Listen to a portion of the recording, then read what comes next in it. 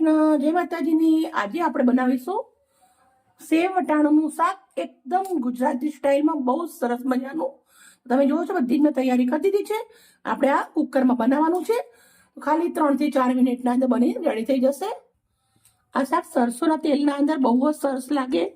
ગુજરાતી સ્ટાઇલમાં બનાવવાનું છે, પણ એકદમ પંજાબી જેવું ચટાકેદાર બનાવવાનું છે। એના માટે મેં સરસોનું તેલ લીધું છે, 2 ચમચ ગરમ કરી દેશું। સરસ તેલ મસ્ત ગરમ થઈ ગયું છે। 1 ચમચી રાઈ જીરું નાખવાનું છે, મોટી 2 ઇલાયચી નાખું છું, 3-4 લવિંગ છે, કાળા મરી છે થોડા, સબ્જો ટુકડો અને તમાલપત્ર છે, આદુ અને લસણ વાટેલા નાખવાના છે। સાથે આપણે ઝીણી સમારેલી ડુંગળી નાખવાની છે, પતલી એકદમ પતલી લાંબી સમારી છે, એ ડુંગળી નાખીશું 2 નંગ, અને મરચાં 2 સમાર્યા છે એ નાખું છું। હવે સરસ મજાની ડુંગળી અને લસણ શેકી લેવાના છે ગરમ મસાલા જોડે। આવી રીતે ડુંગળી હલાવતી રહેવાનું। ડુંગળી જેટલી સરસ શેકાશે એટલી જ આપણું સબ્જી મસ્ત બનશે। કે ડુંગળી એકદમ લાલ સોનેરી કરી દેવાની છે। ડુંગળી સરસ શેકાઈ ગઈ છે। હવે આપણે નાખવાના છે ટામેટા।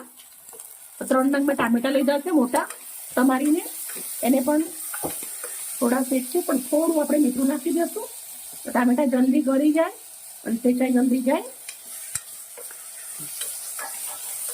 2 મિનિટ ટામેટા શેક્યા પછી વટાણા નાખવાના છે। ટામેટા શેકાઈ ગયા છે, હવે આપણે વટાણા નાખી દઈશું।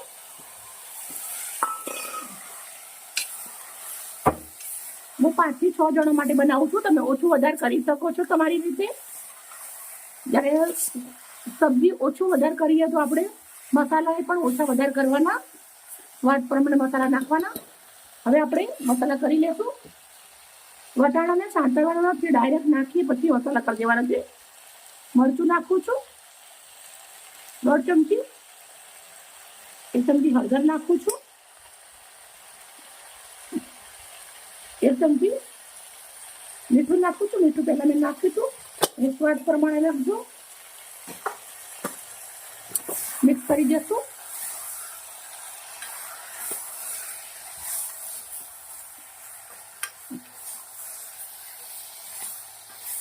મસ્ત મિક્સ થઈ ગયું છે। હવે આને 2 મિનિટ થવા દેશું। હવે આપણે 2 મિનિટ પછી પાણી રેડી દેવાનું છે। હું 2 ગ્લાસ જેટલું પાણી રેડું છું। રસો તમારા હિસાબથી તમે કરી શકો છો, પણ અમને રસાવાળું નથી ભાવતું, અમને ડ્રાય ભાવે છે, એટલે આપણે આને પહેલા બંધ કરી દેશું કુકર, અને 3 સીટી મારી જશું। પછી સેવ નાખવાની છે। આગળ જે કરું, જે મસાલા નાખું એ બી તમને બતાવું છું।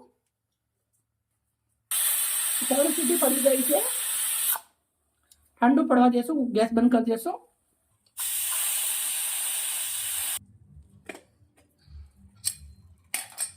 મિત્રો તમે જોઈ શકો છો બહુ સરસ મજાનો રસો રેડી થઈ ગયો છે। હવે આપણે નાખવાનું છે સેવ।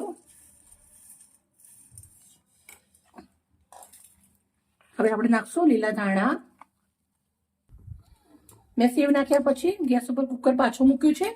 હવે આપણે લીલા ધાણા નાખી દઈશું। જો એકદમ ફ્રેશ, આ સાથે થોડું એવું લીલું લસણ નાખું છું 2 ચમચી એટલું, તમારા જોડે હોય તો નાખવાનું, ના હોય તો ચાલે। મિક્સ કરી દેશું અને 2 મિનિટ સુધી આપણે મસ્ત ઉકળવા દેશું, એક રસ થઈ જાય એટલે। મસ્ત ઉકળી ગયું છે। હવે આપણે ઘરનો બનાવેલો 1 ચમચી ગરમ મસાલો નાખું છું, તમારા જોડે જે બી હોય તમે નાખી શકો છો।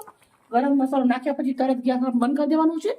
મસ્ત મિક્સ કરી દેશું અને હવે આપણે એક મસ્ત મજાનો જમ્બો પરાઠો બનાવી દેશું। મેં એક પરાઠો વણી લીધો છે અને તવો મૂક્યો છે, તવા ઉપર નાખી દઈશું પરાઠો। મસ્ત પરાઠો ગાયનું ઘીથી શેકી લેશું।